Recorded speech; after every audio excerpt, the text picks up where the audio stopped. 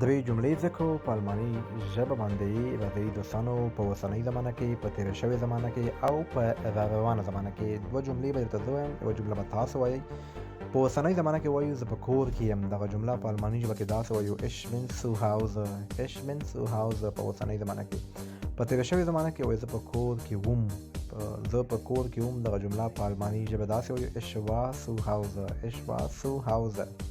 او دوستانو بله جمله وایو زه به په کور کې یم زه به په کور کې یم دا جمله تاسو په کمنټونو کې ولیکئ